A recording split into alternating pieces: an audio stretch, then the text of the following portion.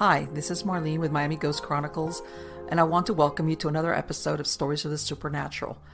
Whether you're watching a video or listening to a podcast, please like and subscribe to us so that you can get notification of when a new show is released. Links to videos or MP3 files can be found on MiamiGhostChronicles.com. Go to MarlenePardo.com for information on new book releases. I narrate several podcast series that can be found on major podcast platforms and can also be listened to via Alexa, Sonos, and other home systems. Look for Supernatural Storytime for scary storytelling, Nightshade Diary for classic horror and adventure stories, Stories of the Supernatural for interviews with different guests on the show. If you want to get noteworthy news about the paranormal world, true crime, conspiracy stories, and anything that is just plain weird, just visit Stranger Than Fiction Stories tab at MiamiGhostChronicles.com or find us on Blogspot. I want to thank you for being part of my audience, and I think you are all wonderful. Hi everybody, how's everybody doing? This is Marlene with Stories of the Supernatural, and here we are back again. And I know you guys are all used to hearing all the weird noises, but today the show I'm doing it in the middle of the day, so you're going to hear more of my chickens and the roosters back because they're outside my window. And I think they put out a memo that all the roosters come under the window of my office and they will start to crow there. I think it's a conspiracy, to be honest with you. But anyway, let me talk about my sponsor. One of my sponsors is Plan to Stay. See what I mean? Plan to Stay Safe. And they've got a lot of neat gadgets. They've got like the nanny cams. They've got travel alarms. Let's say you're going to go traveling and you want to put alarm, let's say on the doorknob of your hotel room. They've got neat stuff like that. They've got all these little gadgets. If you want to put a hidden camera on your eyeglasses, this is like I Spy stuff. They've got all that neat stuff. In other words, they also have like how can I say, cameras for inside your home, not the big things, but stuff like you can move around. That's why it's planned to stay safe, whether you're at home or whether you're traveling, stuff that's, how can I say, it's portable. All right. Portable that you can take with you, and the neat little gadgets and things like that. So go ahead and find them at plantostaysafe.com. Plantostaysafe.com. They've got a lot of good items, like I said, that the average person can use. All right, it's not necessarily the most high tech or somebody that is like into the deep security service. This is for the everyday person, okay, to safeguard their property, their person, whether you're at home or traveling or even jogging, they've got something for you. And they've got a great line of self-defense products for women as well. So check them out. Okay, and before anybody says anything about the chickens, okay, I'm going to renege on my chicken videos. I've got to get out there and take some chicken videos. It's just been crazy out here where we're at. We've got a lot of things going on. But anyway, guys, let me get on to introduce who I have as a guest. This is a first-time guest here on Stories of the Supernatural. And her name is Miriam Van Scott. And she lives in Charleston, South Carolina, was born in Washington, D.C., raised in Northern Virginia, and she attended George Washington University and George Mason, earning a BA in journalism in 1992. She started her career working in public relations for private corporations and government agency, and worked as a photojournalist for the Fairfax Journal, Manassas Journal Messenger, and Prince William Junction News. Her early gigs included running site PR for the very first Lollapalooza tour in 1991. I remember Lollapalooza. And interviewing Watergate mastermind G. Gordon Liddy.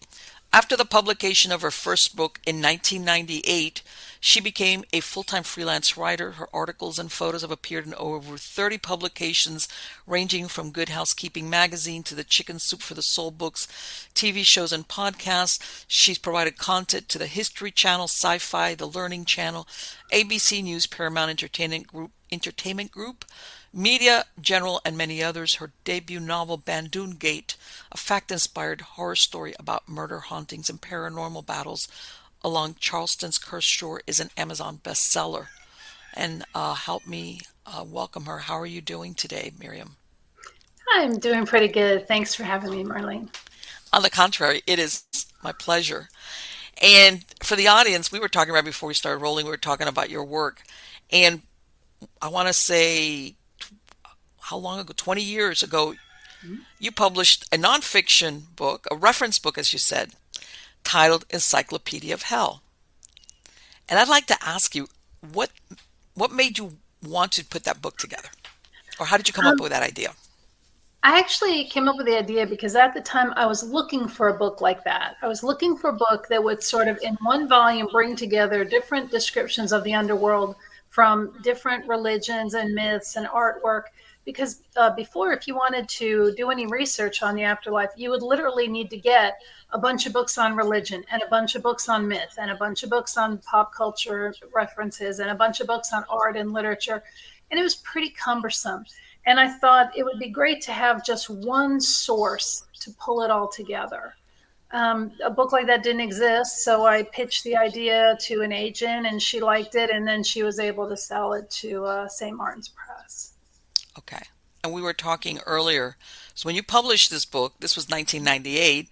And for those people who are not a little bit younger, shall we say, there was a time when the internet wasn't around, or not as the way we have it now, where research is not as easy as it is now. And exactly what you were saying, you would have had to spend hours and hours in a library or somewhere just to start getting into that. Because let me ask you, I imagine the concept of hell. This is, it's not a Judeo-Christian concept at all, right? No, it goes back thousands of years, back to the Babylonians. Egyptians had a concept of a dark afterlife.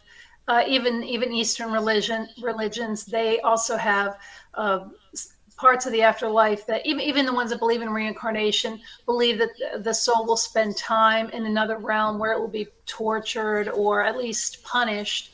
So it's pretty much a universal concept. Right. The first ruler of hell was actually a female in the Babylonian myth. So Really? Who's that? because Ereshkigal, she was Okay.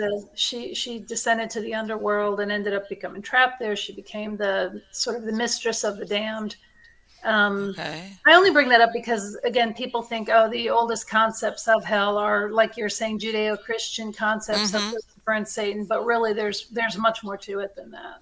Right. We always think of Lucifer, Right. cast out of heaven because he rebelled against God, and then he's, put to rule over hell. That's the one that everybody thinks of as, yeah, he's the one that runs hell. And people don't realize that there's an ancient pre-Christian Mhm. Judeo version. Um, if we go around that central idea of hell, or at least a place where you get punished, for, and you think about it. Um, was there, were all these concepts that you ran across, were they like for eternity, or were they like you stay there for a while and then you get out? There's actually pretty much a range. Some of them are for eternity. Some Okay. of them are you are punished and then you are released or reincarnated. Some of them you're punished for a certain amount of years and then annihilated. So that's what I'm saying. They sort of run the gamut. And even religions, there are many Eastern religions that they don't really have a system of reward and punishment per se, the way we think of it in the Judeo-Christian. Um, in those theories, what they believe in is that in the afterlife, it's sort of a time of, for lack of a better phrase, you get what you deserve. And Hmm. so if souls are suffering in the afterlife, it's because it's a direct action of because what they did on earth. There's nobody from the outside enforcing punishment on them. It would be the same thing that if you drink too much, you get a hangover. If you eat Right. spoiled food, you get sick. There's nobody pushing that onto you. You have done that to yourself, and now you have to deal with it. Right. Cause and So effect. exactly. So the ideas of hell sort of run the gamut of, like you were saying, from the idea that it's eternal to it's temporary and then you're forgiven, it's temporary and then you're reincarnated, it's temporary and then your soul just ceases to exist. Right. And you see in even a lot of these ancient, especially if you had some wealth where they absolutely believed in that afterlife, where they would kill horses, animals, people, servants, all these things that were supposedly going to serve them, in the Right. afterlife, and I take it they were assuming they weren't going to go to hell, you know. Well, in some of the old traditions, I guess Egyptian is the best known one because of the pyramids. Hmm. Yeah, the idea is whatever you were in life, you would just sort of continue that in the afterlife. So if you were a rich king, yeah, you would bury a bunch of food and supplies and animals with Yes. you, and then you would have access to them in the next world. Unfortunately, if you were a slave in this world, you would usually be killed and then put in the pyramid too, with the idea that you would then become a slave in the afterlife. Right. There was no getting away from it. Which Right. is it makes you wonder though who came up with that idea, that version of the afterlife for the Egyptians. I bet you it was a rich person. It definitely was, I'm sure. Yeah, no commoner is going to buy into that and be like, "Are you kidding No. me?" But back But then, I mean, the priests yeah, had to stop the line that the kings wanted. The people who yeah, came up with stories, they had to do what the king wanted or they'd be the next to go. So I'm sure there was a lot of yeah, influence. yeah, exactly, exactly. And no, I was also reading another article that the Vikings, there was they've found the same thing that uh, they would kill like their favorite animals, and they would Mhm. take all their swords and all their let's say if they represented, let's say they were a warrior, all these things like you said, it was across the board. All these different cultures had this belief of what I've got here now, I'm going to Mhm. have in the afterlife. Mhm. So if you enjoyed war now, for you heaven would be I could go off to Yeah. war in heaven. Yeah, Yeah. it's incredible the mentality. But again, those were usually, a lot of these ancient discoveries that they come across are usually people up the food chain in these cultures. Right.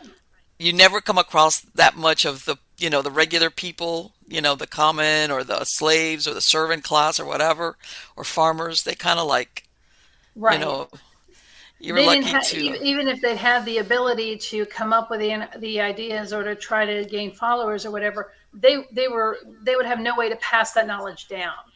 They didn't have right. access to the supplies you would need back then to create, tablets, then Yeah, engravings and everything else. So all of what we get from the ancient world is from, definitely it's from the tippy top of the pyramid right. of Yeah, hierarchy of power. exactly. Yeah, literacy.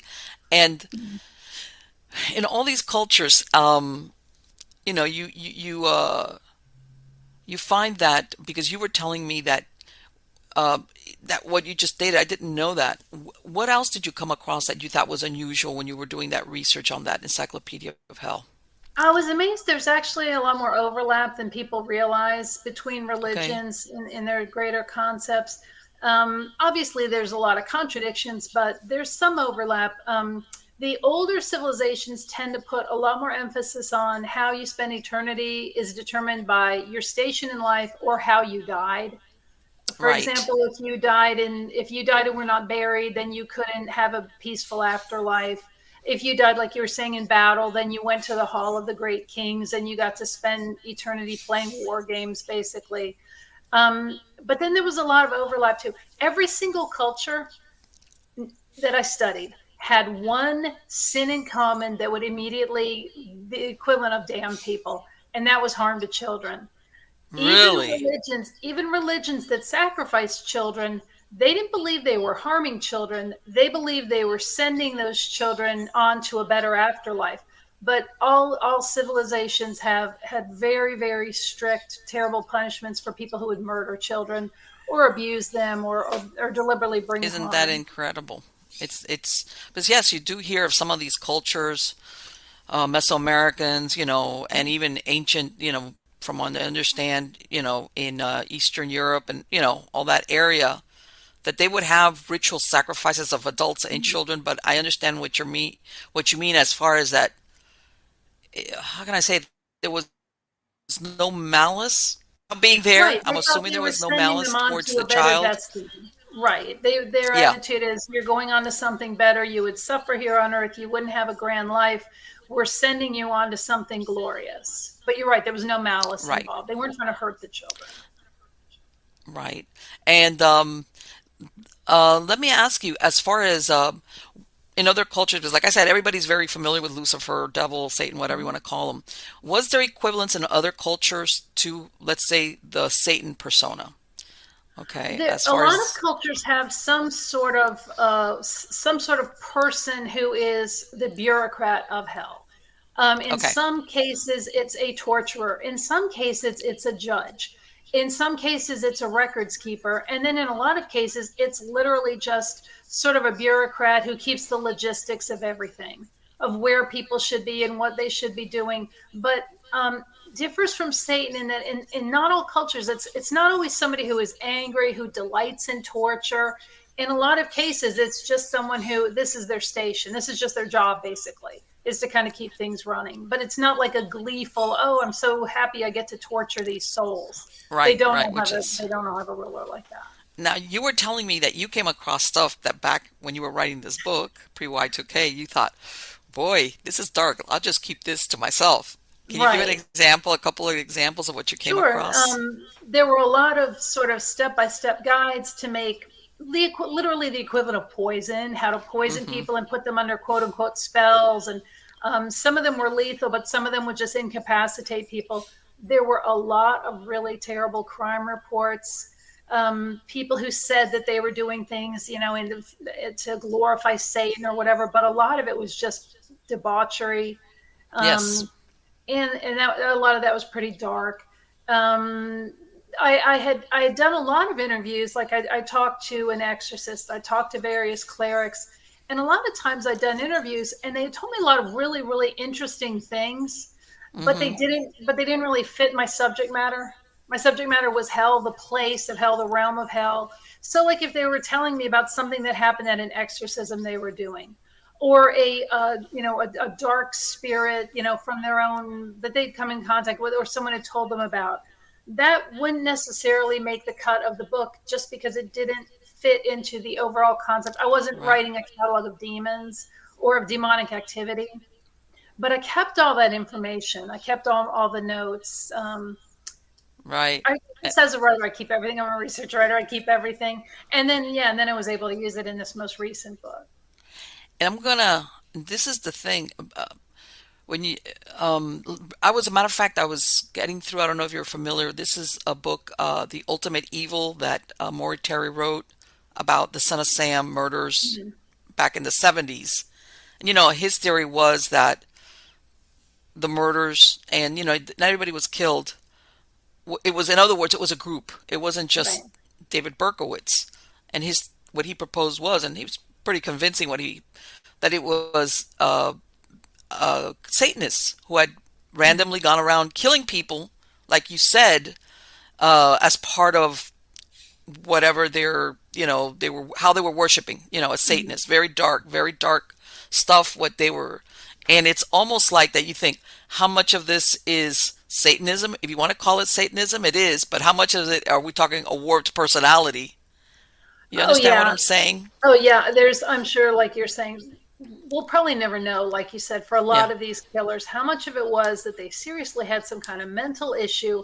And the Mm-hmm. way they indulged it was, oh, well, I'm going to worship Satan, or I'm going to be as evil as I possibly can. And I I'll think, get to hang out with others just like me. Most of them yes, anyway. exactly. For a Yeah. lot of people, too, that's a way to sort of express power, Yes. to do good and get any kind of recognition or get ahead with it in life. That's a very rare thing. That's not really how it works. But to do evil and then all of a sudden you are famous, you feel powerful. Yes. To stand over a victim and see their eyes as you're torturing them, for a lot of people that gives them a sense of control that they Yes. don't have anywhere else in their lives. And for some of these killers, I do think that it was that they started, how they say serial killers start with small things. They start by torturing Mm-hmm. animals.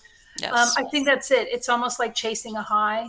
That when they Yes. see, oh my gosh, look, I'm so powerful, I can snatch the life out of something. Well, then they need to keep going and going and going and Right. being more egregious and more brutal in order to get that sort of endorphin rush that they got from that first kill. Right. Right. And a So, lot of in his thing was it was when you've got a group of people, but in other words, when everybody's done dirt, so you're bound to keep everybody else's secret kind of thing. right, So in other words, if you're not up to, they make you do things right. just so that you've done something bad. So don't ever think about That's turning right. us See, in. Yeah, you've got something to hide too, so you won't, like you said, you won't be the one to spill the beans on everybody else. Right. And one time, getting back to that thing about hell, this is a really old interview that I hope, well, I want to say it was in the late 90s. This was Art Bell. This was, I want to say it was 97, 96, 98, and that Father Martin, Malachi Martin, he interviewed him. And he asked him one time, he says he had interviewed a woman who had been a Satanist. And the woman has said, well, my daughter died apparently as a small child. She did this, she didn't elaborate how the child died. Or I think her ex-husband had murdered the child. One of those things. She goes, well, I did something to make sure we would meet in hell. And Art Bell then asks Father Martin, even though he wasn't, he was a priest, but he wasn't a priest. But anyway, asks him, is that possible? How can she say that? And he said, yes, that these people can do certain things so that, and I think to myself, I can't understand the concept of anybody, of any human being, wanting their afterlife to be in hell, and much less having your child there with them. Oh You yeah, I know, can't imagine wanting to have my child there at all. no, it's There is that saying that it's better to reign in hell than to serve in heaven. And I right, guess there really are people who feel like I would rather be in hell on my own terms rather right. than to be in heaven following God's rules. Okay, And I always say the equivalent that we've probably seen to some degree in our own lives is most people know somebody who's living in pretty bad circumstance, hmm, but they won't leave the circumstance. Even if somebody yes, says, "I'll give you a place to stay, I'll take care of you, I'll help you," the right, people are just they're comfortable with it. They're used to it. yes, They like the control of it. And I think that that is just part of the human condition, that sometimes we just choose against our own best interests. But I do right, agree. I can't imagine wanting my child to be suffering like right. that. And I remember Art Bell was like, "What is she talking about?" And Yeah. basically, the Father Martin confirmed that for him, and it was one of those things that was left out there. Now let's fast forward. You released this book, Bandun Gate, now in 2022. And like I was telling you, I started reading it. It's fascinating, just a little. And basically, what you're saying is what you wove in, what you had written about into, but a Um, fiction. yeah, I started the way this book sort of came about was two things happened in my life right after I moved to Charleston. Charleston is Okay. sort of known as a haunted city. It's considered one of the Yes. most haunted places in America. So there's already sort of that undercurrent of dark vibes. It's a Yes. beautiful place, but there's that sort of spooky feeling too.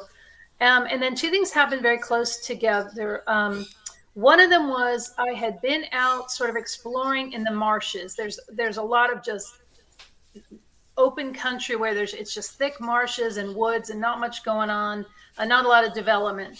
And I was out there and I really did come across this very strange gate and fence. It was just this massive, massive structure that Okay. had all sorts of different odd adornments attached to it. It had there was one panel. The gate was at least three panels tall, and one panel was a life size, sort of like a representation of a human. It was a very odd mask, and then it had sort of like an old air conditioner was like the rib cage, and then it had these sort of pipes to be bones. But then it had all kinds of other stuff too, toys and tools and spoons and all these different weird things attached to it. And I'm a photographer too, so I took a bunch of pictures of it and I put them up on a website for South Carolina photography. And someone reached out to me and said, "Oh my gosh, I can't believe you went out there. That place is considered haunted, and that gate was put there to sort of pin in evil spirits. And you shouldn't really be hanging around out And you're there." like, oh, yeah. That had happened. And then around within a couple of days of me hearing that story, I got a phone call from my daughter. Was 21-ish at the time, 22. She was still living in Northern Virginia. She was living right outside DC. And I got a phone call from someone saying, "I've kidnapped your daughter." And in the background, I could hear screaming. I could hear a girl screaming. And he said, "If you don't do what I tell you, I'm going to start cutting her fingers off. I'm going to torture her." And I was trying to get as much information as I could, and he hung up. And he basically said, "Well, when I'll call later when you're ready to, to talk about what needs to be done." So I tried to get a hold of her, and she always has her phone. Abby always has her phone. She wasn't answering her phone. I called her work. She wasn't at work. I called my two sons were up Oh, there. Her brothers, they didn't know where she was. Her boyfriend didn't know where she was. We ended up calling in the police. Ultimately it was resolved. It was, and she's okay. She was okay. But then when I was telling somebody this story about what had happened to Abby, they said, "Oh, well, that probably, you shouldn't have taken her. I had taken her with me to that creepy gate." And they said, "Well, okay. maybe something dark followed you." And I said, "Oh no, she's fine." And they were like, "Well, how do you know she's fine? She's 500 miles away." And after that, I really did start thinking about, well, what if something terrible did happen? I mean, it's what would I do, and how would it unfold? And Okay. it really was a callback. When I worked on the Encyclopedia of Hell, my kids were little; they were really little then; they were infants, and I had more than one cleric tell me and saying, you have to be careful because when you do any kind of research into demonology, you're opening a door. Yeah. That's the one thing that demons love. They love attention. They want human interaction, and even just Yes. doing something as simple as asking questions, you're kind of opening the door for them. And I just started thinking about all those things, and this book came from that. And then there are That's great. there's the who ends up being the person who ends up being sort of the dark spirit in this. That's also based on a real person. There was a woman in South Carolina who was so evil that when she died, no church would take her body. They were afraid of her spirit, and finally, a church out in Clemson agreed they would take her and bury her there, but they had to wall in her grave. And it's been about 100 years, and over the 100 years, that one area is constantly being struck by lightning. No matter how What? many repairs they do, the wall keeps crumbling. There are all kinds of terrible things that have happened out there, and the only words you can still read on this grave are "brother sorrow." Everything else has been obliterated, and the graves next to it are fine. Nothing else happened. There's graves literally. So let me ask you something. I imagine something like this has she had to have been what, a murderess, right? She Yes, must have. yeah, she Okay, was a killer. Yeah. right. Because And people don't there's not realize. a lot. No, there's very little known about her. Her name's Eliza Huger. There's not a lot of documented. There's a lot of rumors about her, and they also run the gamut from she was a prostitute who killed her Johns and stole their money, or she Right. was just a wild, out of control, woman who would just kill for thrills. There were rumors of witchcraft and of rituals and all sorts of things, but there is documentation that she's from Charleston, but she's buried in Clemson, which is about 2.5 hours away. And that's because nobody else would take her body, that she was that bad. People don't realize that back then, people really took it. Yeah. Um, you know how you hear about people suicides not being allowed to be buried in churchyards and things like that? People don't realize back then what they considered undesirables or Yes. thieves or murderers or suicides. Right. Even in the afterlife, in other words, the good people didn't want to get buried. Or the paupers, they would put them in a corner over there in the Right. weeds. They would put exactly. They just, as you said, they put them sort of in an unmarked field Yeah. somewhere, and they took that very seriously. The idea of Yes. sacred ground, and I think too Hmm. the families and the people burying them worried that, well, if we defile sacred ground, something bad will happen to us, the Yes. living. So Yeah. And even the families. It was one time, I was doing research for this was, of course, way back then about the brothels and things like that. And if your family was still in contact with you, they wouldn't even acknowledge you. Like in other words, they wouldn't even come and bury you or at least nothing. yeah, This was you were cut off as far that's as right. You were dead to the guilt family. by association, that Mhm. kind of thing. And and I was surprised because when you said a gate, I was thinking, was this like an old entrance to some very old place? But you're saying that basically what it was made up of was modern things. What was incorporated into the gate? Yeah, it Is was the gate itself was older, and I think as time went on, people kept adding to it. So it was something okay, that people over time were sort of adding their own touch to. okay, I Um, understand now. and as the generations go by, every new generation they want to put their stamp on it. What lies beyond that in reality? Was it? In Is it? reality, that was part of why it was so creepy, is because there's nothing back there that I could see. It is this incredibly tall, elaborate gate. There's not even a real road. It's like a little dusty path, but it's all overgrown. Nothing could get through there. Right. And that's part of why it just seemed very strange. It's visually, it's very stunning. It's very it's just so unusual, and the size of it and the obvious time that obviously I know now many people have put into constructing it and maintaining it. But then there's just nothing there. There's no mailbox. There's no driveway. There's no house. There's Like, nothing. right. This was the entrance to what? There's Yeah. nothing. Yeah.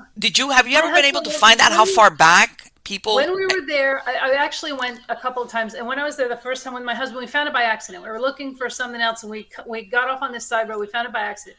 And I had my camera, and I said, "Oh my gosh, Dan, I have to take pictures. You have to stop and let me take pictures." So he stopped, and I'm taking all the pictures. When I got back in the car, he wanted to like drive under it to turn around. And I told him, "No way. Do not drive under that Isn't gate." that crazy? Yeah, even then, I didn't know anything about the evil. I didn't know anything about it. There was just something Right. about it. I was like, I've seen a lot of horror movies. I've read a lot of creepy books. This is the part where everybody gets in trouble. Exactly. This is how the really bad stuff starts. And even then, I was sort of half joking, but I wasn't. And then when I went back, same thing. I was like, "There's no way I'm going under there." And because that's what when I went back with Abby, my daughter, she loves everything scary and creepy and spooky. She wanted to Uh like go back in there and see what was there, and I was like, "No, huh. No, it's no, not we're not going happening." there. It's not No, happening. no. Let me ask you, just out of curiosity, when you were doing that research on your first book, Mhm. the encyclopedia, did any weird stuff happen? I did have a couple of strange things happen. The the most traumatic thing that happened was I would get really terrible. They weren't really like nightmares. They felt very real, Mm-hmm. and they always involved my children who were little at the time. My kids would have been Yeah. toddlers and infants. I had three within 3 years, so they were all really little. And what Mm. really made them upsetting, the dreams so upsetting, is that it was always bad things happening to my kids, and it was Yeah. always me doing it. It was me hurting the kids, What? or me, Yes. doing something awful to them, or leaving them in the middle of nowhere and just saying, "I don't want to deal with this. I don't want to be a mom anymore." And And that feeling really stayed with me. I mean, that was yes. really, if it had been somebody else attacking the kids, obviously that's a horrible thing. But then you wake up, you go check on them, they're in their cribs, they're fine, it's okay. Right. But just, sometimes it was violent things, but sometimes it was just very sort of shallow, petty things I was doing to them. And it was just terrible. It was really Yes. bad. That I, was, I it want was to say really, for a mother, that's got to be one of the most scary yeah, things. I hate to say it, is something that has to do with your children. yeah, You know, endangering your yeah, child is like, talk about, this is the yeah, kind of stuff like, because I myself, you wake up and you go check on your kid just yeah. because the dream, if it has to do with them, It's forget it. exactly, it's not something you can just shake off. I had Yes, other strange things happen there. I had strange things happen. I was writing this Bandun Gate book, and a lot of them were things that if they'd happened at a different time or once in a while, it wouldn't have seemed creepy. mm-hmm, But there were things like, for example, we had lived in the house where I wrote the book. We had lived in that house for years. We had never had a bird hit the window. You know how sometimes birds right, fly in the windows? Well, one day I was talking to my husband and I was saying, "Oh, I need to write a sequence here that shows that things are amiss. I'm thinking of having a bird hit the window." And as I said it, a bird flew into the window and broke its neck. oh my God. So, a couple of things that happened like that right at the time that I was working on this book. That, And things like I'm that were sorry, crazy. that's not a coincidence. That isn't a Yeah, that was coincidence. very strange. That was a really strange thing. My left one of the sequences I'd already written in the book was about a little boy and something bad happened to his hand, his left hand, and I would wake up for weeks after that with my left pinky was dislocated. I finally had to get a splint, and and I kept asking the doctor, "How am I doing this? How am I doing this?" It didn't hurt, but when I woke Right, up, it would be dislocated and bruised. And I finally had to just get a splint to put it in. So weird things like that kept happening. And there might be perfectly coincidental right. explanations, but the fact that they happened while I was writing it and in a very short time frame, in a time where nothing like that had happened, like Right. before, since I haven't had a lot of weird things happen like that. Right, and I understand exactly what you mean. Like like what you said, that the bird runs into your window. That Yeah. happens. You know, Yeah. I I used to I used to live in a two-story farmhouse, and I remember one time I come outside and I find a dead dove down at the Right. bottom, and I'm looking at him, and you could Yeah. tell that its neck, and I realized that it Yeah. had just flown into the window. I mean, it's not something, but the timing on that was pretty Yeah, that was unusual. yeah, that it was not it was unsettling. It was not a good It'd it was be not a like, good day. okay. Yeah. And see, things like that are so the basis of your book is that and what comes with it. In other words, that visit there innocently Right. enough. And that's right. The setup of the book is that Abby and I decided to take her to show her this gate, and that she unwittingly brings something back Okay. from the gate. And the spirit of that she brings back is based on Eliza Huger, who is the woman I told you about, who is so evil that no one Mm-hmm. would accept her body. Um, Right. and then there's other, I try to bring in other local elements too. There's a lot of Gullah Sure. culture in there, and there's different Charleston ghost legends, and just try to weave it in so that it's a coherent narrative. But Right. I mean, a I've been lot to of it is based Charleston a on few real. times and I love to go to Charleston. There's a lot of stuff to see in Charleston. And I Oh know yeah, the Gullah that they have that hant blue color. And that's I right. That's right. remember taking a we were we were taking a tour and then we went back and somebody pointed out one of the she goes, "Do you see these modern houses how they've got that blue trim?" And I was like, "Yeah." And there he says they still use That's that right. hant blue, somewhere in Oh the yeah. entryway or the doorways Almost every because house here has that yeah. blue under. It's a lot of times, like you're saying, around the entryway or underneath, like the overhangs, because they Mhm. believe that spirits can't cross water. And then when the Exactly. spirits see it, they think it's water, so they'll stay away from it. Right, right. That And is you still the think of case. that being an old stuff? No, they're still using that. Oh yeah, that's still a big thing here. Yeah. Have you ever been able to research how long that gate, well, I guess if anybody would make any mention of it or how long it's been out there?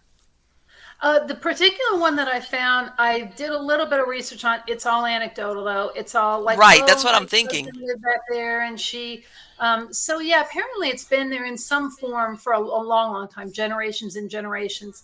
There are lots of other similar Really? structures around Charleston too, which have very similar stories that they've been put up. You know how, like, if you ever go through Pennsylvania Dutch country, the farmers will put up hex signs at the barns to sort of ward off evil spirits. Yes. There's like an Yes. equivalent down here where they Yes. put up different things to scare away spirits, and they'll decorate fences and gates or put up posts, so that custom goes back to pre-Civil War days. I haven't Wow. got an exact date on the fence that sort of inspired this one, but it's generations. Right, It's at because least it's let me ask generations something. Is old. this is the area that they consider low country or is that more towards Yes, savannah? yes. Okay, it's all low country, No, right? this whole strip. Yeah, that strip is Yeah. considered low country. Yeah, going from Okay, that in Gullah country too. um I guess the Sea Islands start really in the lowest part of North Carolina and go all the way to the sort of the top of Florida. did you ever find anybody that knew how to explain what any of those elements meant? Like, oh, we put this in there because this is does that, or Um, was it just a I got a hodgepodge couple of of stuff? I got a couple of different explanations of different specific things that made sense. One of the overarching things that they said is that if it's an object that was significant to the person who put it there, it's considered to Mm-hmm. have power.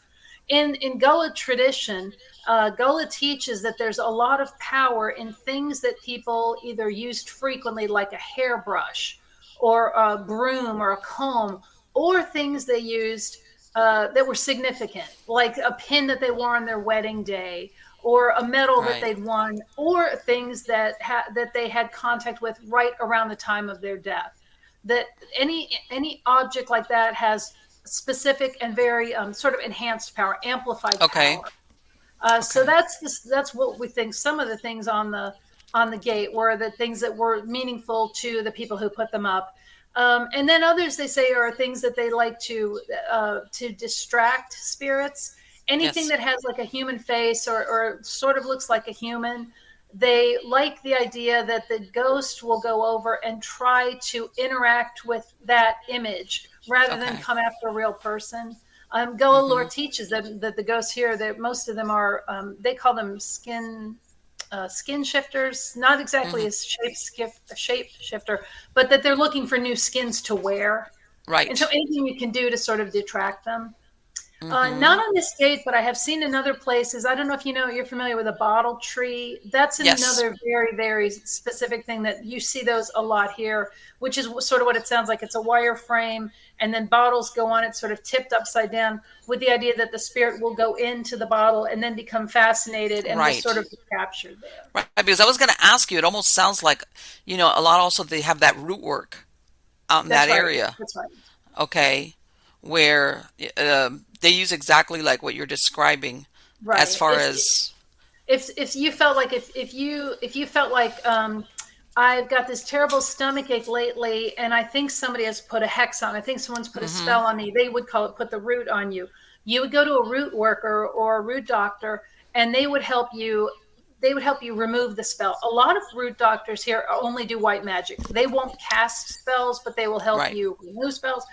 And that's what they'll do. They'll say, okay, you need to take something like get a piece of paper, write the person who put the hex on you, write their name on the paper, and then get either dirt from like their footprint or something that they believed in and fold it up. And then you put that in your shoe and you walk around with that for 3 or 4 days, and it will lift these, it will sort of take the hex away. Um, that's just a very simple, basic Right, one. right. It's Because much they more believe, complex. I want to say that there was a belief exactly like you bury stuff and, Right, whether it's to break the spell or even curse right, people, depending on, how they wanted to work it. right. Um, and I mean, the root work also goes into, what they call, charms, like, That's right. attract, let's say, Yes, love spells, things of that yes. nature. And wait, and But, protection. There's protection spells hmm, for children, and a very common thing to see down in South Carolina is if you go to a graveyard to see coins on the graves. That's hmm, part of that too. You pay coins sometimes to protect or to specific coins.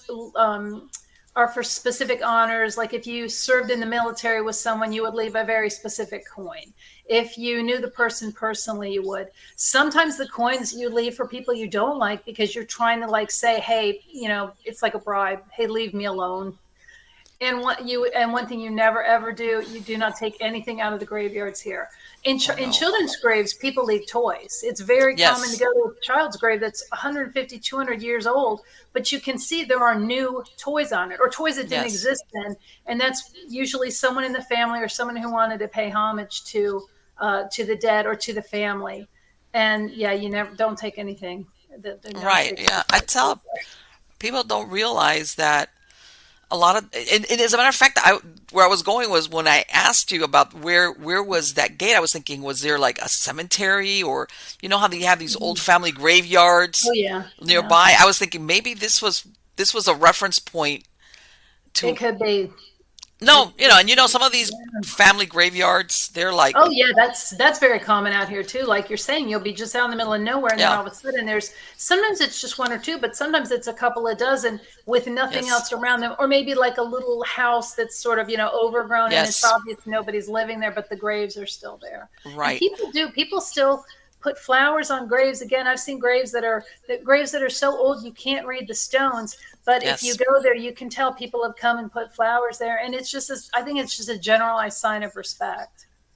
Right, and people don't realize that in some of these graveyards, there's even with root work, there's stuff that's done with graveyard dirt, Mhm, and a that's lot right. of times, like you said, there's stuff that's, if you want to look on it on a metaphysical level, that's inside. Everybody always thinks of the graveyard. Well, if there's going to be any ghosts, it'll be the people that are buried there.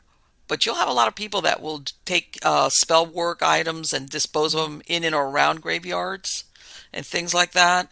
So yes, Oh I yeah. agree. You have to be real careful. Don't take anything. Just No, leave it there. just it's bad karma. You're asking It's for bad something bad. karma. It's Yes, disrespectful. it If is. It nothing else, is. even if you don't want to believe in the ghost, just do out of respect. Don't mess with stuff in the Exactly. graveyard. Exactly. Yeah. And your book, again, getting back to it, is innocently, and then something attaches, and that's the Mhm. premise of your book, Mhm. is what comes after an innocent visit to Right. what you. Exactly. And then the rest of the book is okay, how do you set things right again? How do you get rid of an evil spirit? How do you get rid of an evil spirit without doing evil yourself? That's a lot of what the rest of the Good book is question, about. huh? Yeah. Yes, yes. And that's the thing that I want to say. You might think of olden times people were superstitious, or you want to call them ignorant, but it's almost like in modern times when people with their disbelief, it's like your disbelief makes you ignorant. Let's Right. let's let's let's use that situation that you describe in your book. Here you are, a person living in modern times Right. where none of this is supposed to exist. You Right. know, And people would call you crazy if you called the police. If I called the police and said my daughter's been kidnapped, they'll come out and send somebody to help me. If I call them up and say my daughter's been kidnapped by a ghost, I'll be lucky no, if I don't get committed. I mean, no one sure, will help me. sure, So yes. And I I tell, actually, I talked to an exorcist who said that one of the things that they have to deal with all the time is, yeah, that people don't take it seriously, that they yes, either joke about it or that yes, they act like, oh, it's no big deal. And he said, it's hard to work with families and everything when or people, the people that you have to be in contact with, when they have kind of a flippant attitude about it. But like you said, I mean, you could at least, even if you don't believe it, at least look into it, do a little research. Don't immediately dismiss yes. it as, oh, this is just silly. Well, what happens is you even talk to certain, and I'm not even going to say Catholic priests, different religions, and if somebody would ever walk in there, I'm not even talking possession, but something, hey, something weird or whatever, or I think they kind of like either look at you first of all now I'm not saying it's a bad idea to assess are you mentally ill, but Right. they're going to write it off to everything but that, considering Right. that they work in the spiritual area. If you Right. belong to a church, they don't want to go there. Well, for a lot It's of clerics, that's part of the process. And again, not just Catholic, because other faiths and yes, religions do exactly. have exorcism too, but a lot of them, that's part of the process, is before they will even consider that maybe an exorcism needs to be done, they will rule out everything else. Like they'll Sure. say, could it be a food allergy? Did you eat something or drink something that's affecting the person? Yes. Could it be a mental issue? Could it be a gag? Could it be a hoax? They will try to rule out everything else. The other thing that the exorcist told me is that if you go to a cleric and ask for an exorcism, one of the first things they'll ask is, why do you want it done? And there's only one answer that they'll accept. If you say, I want it done because my loved one's in pain or because I'm worried or I don't want somebody to get hurt, they will, try to help you, but they will not do an exorcism. The only reason that they'll do an exorcism is if you say, I want to dispel the evil and I want to reconcile to God. And Right. part of the reason they do that is because, again, they're trying to sort of, they're trying to get rid of the like you were Right. saying, the sensationalists or the people who are just thinking, oh, this is kind of interesting, or the alarmists, the people who, Yeah. Sure. maybe their child has a seizure and there's a real legitimate medical condition, and Mm-hmm. and instead of going that route, they're thinking, well, I'll just go to the priest, he'll throw some water, he'll say some prayers, and we're all Yes. good to go. So they really take that seriously Oh too. no, no. I understand Oh totally yeah. why they have to, but I guess there's a difference between you go to a cleric and let's say you say, look, and after a while, if you deal with people, Yeah. you have a pretty fine tune of when you're encountering somebody that might Yeah. have some type of break with reality versus Right. somebody that you could tell is legitimately something's going on and they've come to you because you deal in spiritual matters, right? Right. And you believe them, but you're saying, look, internally, I've got to rule this out. Their attitude is different. Right. There's a Oh possibility, yeah, yeah. And you're but right too. There's definitely a first, stigma. you know what? Even if they don't tell the person, let me rule out these regular. But then there's the people that they don't out and out believe it, period, even if Right. they deal in spiritual stuff. And one time I was telling them, I said, you know what they do believe? It's just they're afraid of going there and actually Yeah. finding themselves actually encountering something that they might not know how to handle despite supposedly knowing how to. Yeah, that's so for a lot of people that, like you said, that's a coping mechanism. It's sort of the idea of, if I don't turn on the light, I don't have to see what's there. And Yes. you're right. For a lot of people, it's like they don't want to face even the possibility that maybe No. there's something more going on that can't neatly be controlled and it can't be, Right. scientifically explained. A lot of people just don't want to even think about They that. don't want to. You come to them with like, oh, my marriage is in trouble. My kid is Yeah. misbehaving. I'm having personal. Okay, yeah, I can help you with that. Absolutely, no problem. Yep. We're with you. But you come there and you start talking about, look, there's weird, unexplainable things going on in my house, Yeah, or that's maybe right. even, or something like that, and they'll be like, huh? Oh no, no.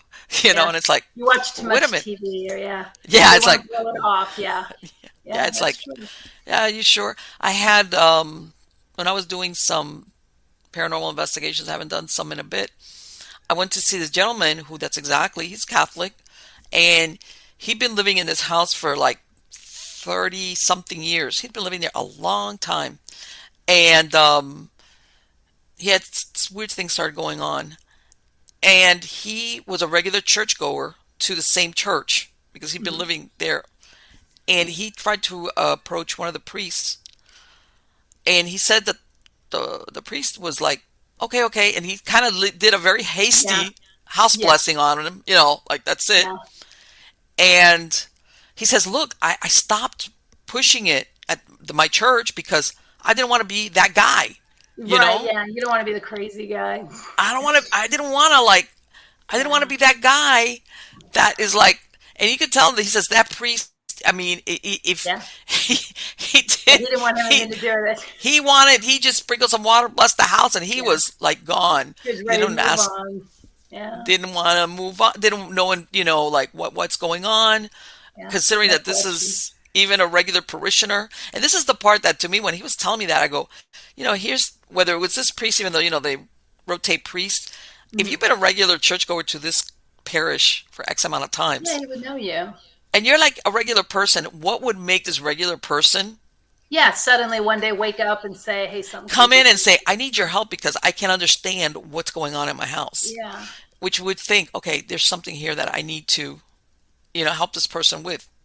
Yeah, Whatever. you're right. It seems like you said, he would know the person well enough to at least give them a Yes. chance. Yeah. A lot Right. of people, though, Right. like you said, it makes people uncomfortable, and even clerics and priests. I think a lot of Yes. them are like you said, they're okay with doing sort of the basic stuff, but they don't want to go to that next level. No, no, they don't. They don't. That's why I'm saying that in modern times, being modern basically Mhm.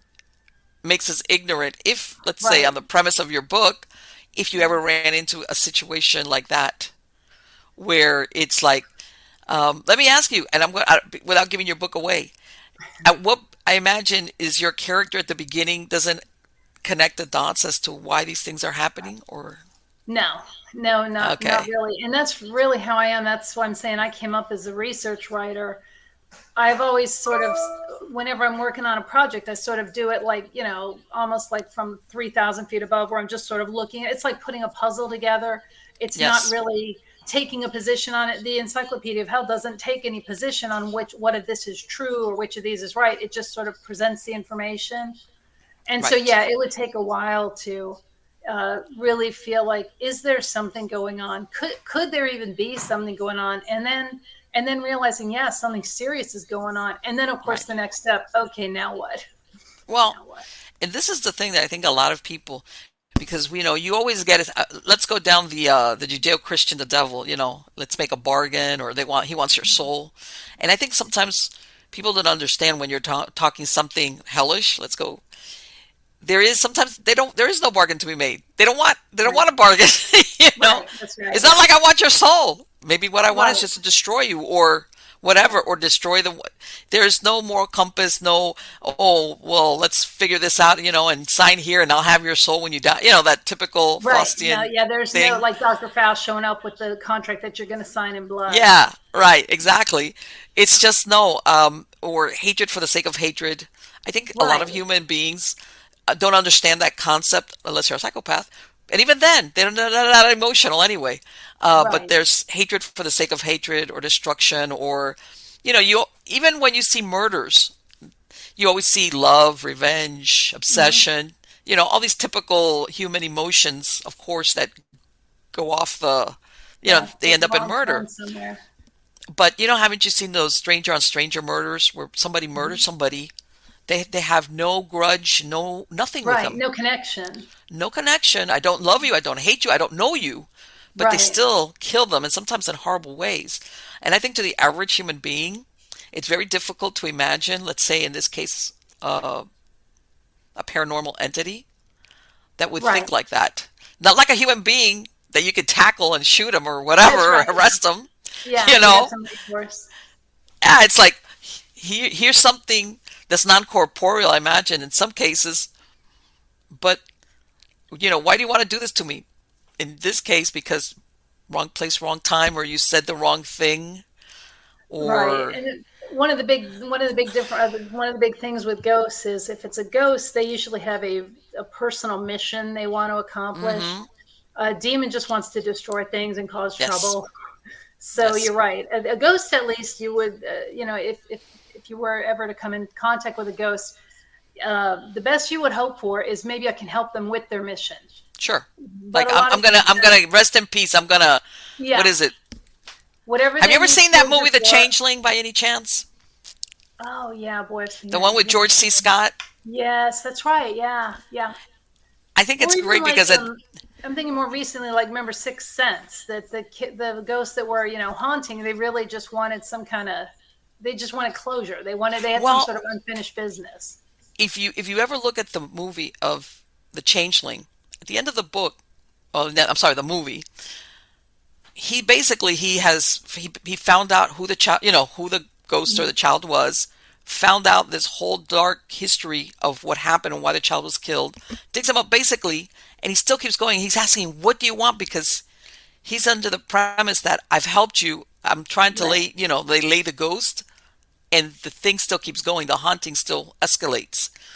But we're always under that. What you're saying, well, if I help you, Yeah. whatever it was, you were murdered, and hey, we Yeah. find out who the murderer was, or Right. nobody Or you knew what want to happened warn to you. your kids or something that something bad is coming, or yeah, whatever it is. Yeah. Yeah, Get yeah, justice. Yeah. right. We always have like a resolution, but I think that that's what makes your book so intriguing. The premise of what I read so far, which is like, how do you deal when it's not your typical, like, oh, I'm going to, help you find peace, with a ghost, like Yeah. you said, the human entity thing.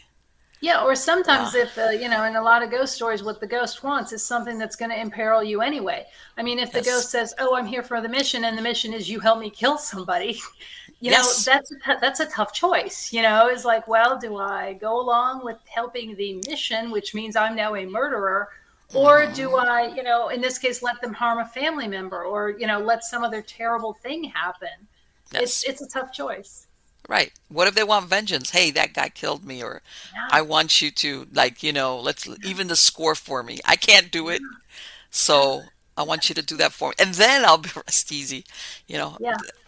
there's And so then many I'll leave your ways. family alone. Yeah. Right. I'll leave your family alone, and people don't realize. I think that that has got to be one of the most terrible things. It's not what something like that could do to you. It's what they could do to somebody that you love.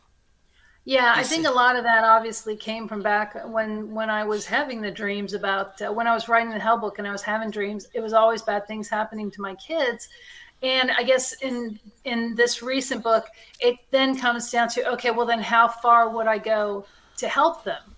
And Yes. would I commit atrocities to help them? And if I don't, does that make me a bad mother? I'm sure that all of that started back in the day when I was having all the dreams that That. came with researching hell. Yeah. Yeah. Sometimes when you read about stuff like that, you realize that some of these things, it's a lot of they even when you see movies like this, people don't ever realize what if that was a reality for me. Yeah. What would my first thing be Right. Yeah. besides going on Google? It's like, Yeah. and Well, and I'm and looking for and the that. reason why I know this is, I've interviewed exorcists as well, and I had one. He's retired now, Archbishop Enbright and Ronald, like, and he's retired, but he had a really, really, really serious health thing, like during an exorcism, Wow. and even when he went to the hospital afterwards, I believe it that he had gotten liquid around his heart. It was a really, Oh my really, goodness. really serious, like a and the doctors couldn't quite figure out how this happened. In other words, this wasn't somebody that had some type of illness, and maybe it got Right. aggravated. No, it was like they couldn't understand how this had occurred to him health wise in his body. And I Wow. mean, he was describing to me, and he had been doing it for many years. And and this was basically he was not feeling good during one of the exorcisms. And some people could say, well, the timing on it or what was going on.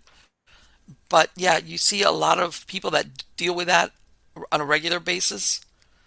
That sometimes, you could say, well, things happen to people, but sometimes, just like that bird hitting the window, when Yeah, you're that's right. saying, when you're Yeah. talking about it, Yeah, it's like, okay, there's feels like there's more going on. Feels like it's there's more not just something that just coincidences. popped out of nowhere. Yeah. Yes, yes, yes. I think that. All right. So, are you planning another book, or what are you gonna do? Are you gonna continue the? I'm writing another book now, but it's a different kind of book. It's about the paranormal, but it's sort of a different take. Really? It's not as much horror. It's more suspense. Yeah. It's about Okay. a mother who is convinced that her son has a paranormal ability. The father thinks that it's just in the mother's mind, that she's sort of, created this mythology around her son. The crazy friend thinks maybe there's dark forces going on, that the kid's possessed or whatever. And the police think maybe the kid is a budding serial killer. And so it's sort of like, well, which of these, what's really going on with this kid? Or all of the above? or Hey, or yeah, some combination you or know something why? completely different. I tell everybody. I don't know if you remember that it was based on a Stephen King, the Rose Red, the one that or the house that was in Oh yeah, Seattle. that's right. Yeah, That they stick all these bunch of psychics. They're trying to prove, right. a professor. And I tell everybody there's one psychic and who's a real jerk, a real jerk. And I tell everybody thinks that because you're psychic, you're like enlightened. You Right. could be a real jerk or a serial Yeah, killer and still be psychic. that's right. Everybody, we've got this idea that if you're psychic, you're enlightened, Yeah, and flowers in your hair and rainbows and yeah, exactly, and yeah, exactly. doesn't Namaste, always whatever. count anyway. And you could be highly psychic and Yeah, be a real piece of work. People need to stop thinking that, yeah. those two shall not, no, That's yeah, right. That's right. That they can't coexist. that they can't coexist. Like, no, you're not going to be gifted with being psychic if you're a, a Yeah. jerk. I'm trying to, but this sounds like a great book. Oh well, That sounds thank like a you. great book, And the reason why I ask is that sometimes some of these books, when you write them, these characters take on a life of their own. You know what I'm saying? Like, it's like, Yes. I want Yeah. to. Unlike the movies, you want the sequel in the book version. That's You know what right. I'm Yeah, saying? you never want a good book to end. When you're reading a good No. book, there's always that sort of sorrow when you close the back Yes, like, cover. You just oh feel like, no, oh, it's she going killed the into a world. character. Why did she kill the Yeah. character? And so you Right, just want yeah. to walk away from that world. You feel like you were part of it, and now Yes. it's all of a sudden it's like, oh, it's over. Yes, So, but exactly, you're right. I exactly. don't know why, but you're right. But in a movie, you want resolution. You don't want open ended. Very You want it sequels are really immediately good. kind of. Yeah. But I don't know if it's the imagination part that you do with Well, the maybe that's reading, it. you know. But yeah, of course, with good writing, you have these characters that are three dimensional. They're like real Right. people, and like, you're thinking, what happened? Okay, even though the book or the story, it's the end, Yeah. you always think the aftermath. What happened? Right, What that's right. What if? happens next? Where are they now? Yeah. Yeah, yeah, yeah. Well, Miriam, it has been absolutely wonderful to talk to you, Well, and thank you. let me tell you something. What little I read, it's a fascinating book, and especially that story that you told about, how stuff that happens without you thinking about it. Yeah. How you had all this information from when you were researching that book. How many years? 20 years before? Yeah, it was more than 20 years because the research started back before the internet. To research a reference book, it took 2 or 3 years Yeah. because I'd have Mm-hmm. to go, talk to people, and I'd have to get books that maybe there's only a few copies in the country, Yes. or Right. That talk you'd to have to have the book shipped over to the library and yeah. All the yes. movies I saw, there was no Netflix or anything then. I'd have to No. find people who had copies of the movies and get them to let Yes. me watch it. Yeah. So Oh yes, boy. it was so Yeah, once expensive. upon a time they had Blockbuster and Yeah, that's you right. could ask and you could even at some point I think some libraries also would get you That's but right. people Yeah. don't realize it's not as instant as it is now. No, no. Especially I if it mean, was I was lucky. something. I lived in DC, so there were a lot of great libraries there where they could get me stuff. But you're right, it's not like now. Now you can get whatever you want whenever you want, which What is was it? nice. There was a movie I read about lately that it was this is William Shatner started it right before he became Star Trek Captain Kirk. Oh my God, what was the name of it? Not Incantation. Was it Oh, Incantation? Devil's Reign? No, no, it wasn't Devil's Rain. It was Was that it the they fit. one? Oh God, that he filmed it. Oh, and he and Loretta Swit, I think, was in it. They were in a No, Winnebago on vacation. no. I know you're talking about. Oh, that's a different one. No, He did that's a couple of with good this is it good was films. filmed in all things in this made up language called Esperanti. Oh, Okay, black and wow. white, which they didn't have to. But anyway, it was had to do with Satanism and weird stuff and whatever, whatever. Bottom line, the film got kind of cursed because people dropped dead. Obviously, not William Shatner; he's still alive, my God. But Yeah. for some reason, this movie disappeared. And they Oh, finally wow. found a copy of it like in 1991 in an archive in France. In other words, in the United States, Wow. forget it. It imploded, so they released it in Europe and in France, and then it did like this slow bloop. And in 91, they finally found a copy of it, like in the movie theater or Wow. something. You know, that we were talking about these films that sometimes to do research, Yeah, if you that's try to right. Yeah. find it, it's It's not hard. like now, No. you know, Even uh, now, if you couldn't even get the whole movie, you could at least get a clip. I mean, most, a places clip. you could at least see part of it, but yeah, Yeah, and they it even was say weird. back then there was a lot of these old Hollywood films that they by the time they actually discovered them and they opened them, they had been ruined, Right, there was inside a the stuff canisters and inside. stuff like Yeah, that. it's terrible, isn't it, to think about how much was lost. Yeah, especially in the what they call the pre-code Hollywood Hmm. before let me tell you something. Back then, people were wild. Everybody thinks of Let me tell you something. Yeah, Those 20s were something else yeah. There's in some crazy Hollywood. stuff going on. True. Again, Miriam, it has been absolutely wonderful to speak to you, and I want to wish you the Thank you. best I've of had a luck great time on too. likewise. Take care, and I'll be staying on top of what. By the way, before I forget, for my podcast listeners, because I am putting a link to your website on the credits of the show. What is your website address? It's miriamvanscott.com. Okay. And you can also, I think I also link to it on my Amazon author page. So if you just go to Okay. Amazon and put in either Encyclopedia of Hell or Bandun Gate or just my name, it'll pull up that. Perfect. Again, thank you so much, and take care. Thank you, Marlene. Bye bye, Miriam. Bye. Okay. Yay. See, I'm telling you, it took all my will willpower to end this interview because I could talk to her for so much longer. But then again, I don't want her to dissect the book and give it away. The idea is to read it. What I meant was, I started reading, that Amazon offers you a preview of the book, X amount of pages or whatever. I started reading it, and wow. And then I was like, wait a minute, it's referring to an older book that she had from the late 90s. And I was like, but is this fiction or nonfiction? Because that first one is nonfiction. I was like, what? And I think it's great. I think I love that. And as a writer, I understand what she means about archiving things because I will run across stories and research and things and I just take it down because sometimes I don't have the time or it just doesn't fit into what I'm trying to do at that particular moment. But it's like I can't let this go. I just can't because I'm not going to trust it to my memory because I know forget it. So you see me, I've got a little, even though I put a lot of stuff on my phones, I've got, those little things from the 80s, well loved, well, 80s and 90s called the stickies. I've got my little pad of stickies somewhere on my desk anyway. You see me always like writing these little notes.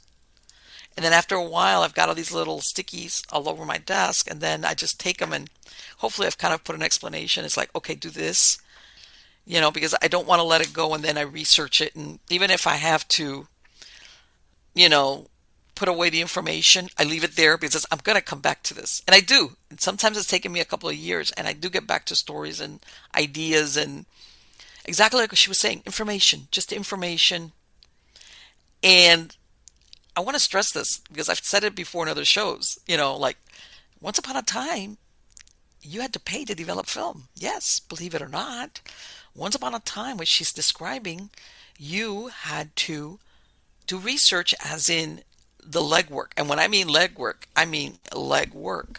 Um, In other words, you had to go to library, um, haul around, depending on what you were, researching. Was it something like a hefty book, or you needed to? What was it that sometimes you see some of these older movies from the 80s and the 90s, and you'll see students, and you'll see them with all these heavy books or things at their table, and it's like, you know what, that world doesn't exist anymore because everything is instantaneous, where we have access to it on the internet.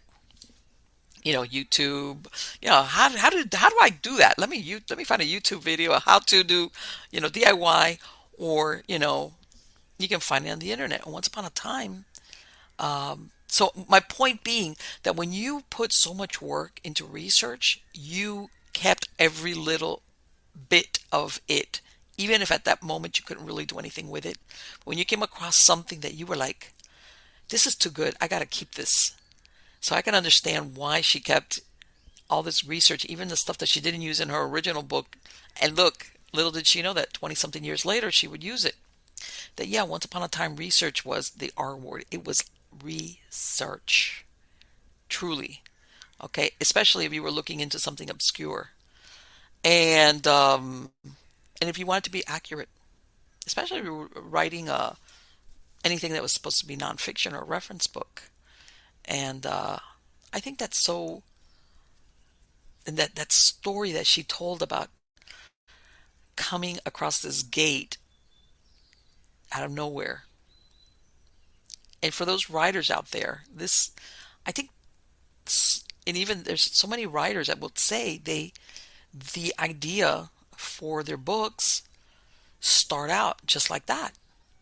Something normal that they run across, either a scene or something like this, where they come across something that is so, maybe at the beginning it doesn't seem unusual, but it's the seed from which everything then flowers as far as the idea. And what she said that she starts finding out, and then she does the tie-in. What would happen if I found myself in this predicament after running across this, which at first glance is nothing. It's maybe a very unusual structure, a gate out in the middle of nowhere, and it's very curious. But then you think, I think that let me tell you, I gotta read the book, because stuff like that is fascinating, and God knows she has a lot of good reference material to insert into it. As a matter of fact, I am going to read you guys what the little snippet says. When you go to Amazon, that they give you like a little synopsis, and basically it says Bandun Gate. All right, and it's if I can get this to cooperate. Let's see, hold on. It says ghosts and demons are very different creatures, but sometimes they keep company. When I wrote a book about hell, I never dreamed the demons would come after me. Now, 2 decades later, dark spirits I had unwittingly riled have descended on Charleston, South Carolina, intent on revenge. Led by the malignant spirit of an executed murderess, the unholy alliance has set its sights on my only daughter, Abby. Wow. Okay. Let me tell you something right there for all the paranormal paranormal enthusiasts. Let me tell you something. That's the deal, baby, right there. So anyway, guys, please subscribe, like wherever you find us, whether it's YouTube, any of the other video platforms, podcast platforms, so you can keep track of when we release shows. You can go to miamighostchronicles.com and sign up for my newsletter on Substack. I put out there weird little articles, writing projects, things of this nature. Right now I'm in the middle of one of my Sybil Universe stories. It's actually my fifth in the series. There's two full-length and two novellas. This is the third full-length, but it's the fifth in the series of the Sybil Chronicles. And paranormal suspense thriller. I'm hoping to have it out sometime this year.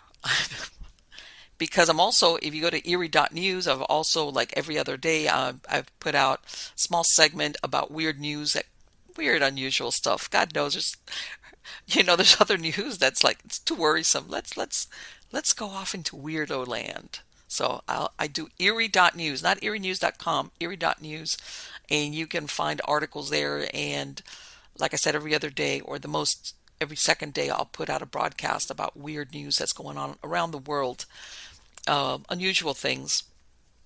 And of course, if you want to listen to any of the podcast versions of the show, go to MiamiGhostChronicles.com. I have links there where you can listen to the podcast on the browser or download the MP3 files without commercial interruption. Because yes, I'm on all the major podcast platforms, but as you know, they do insert advertising. So depending, and I know some people, it's like, I want to stick to my regular stuff, my podcast platform or my video platform, that's great. But if you ever want to listen to something without any stops for videos, go to MiamiGhostChronicles.com.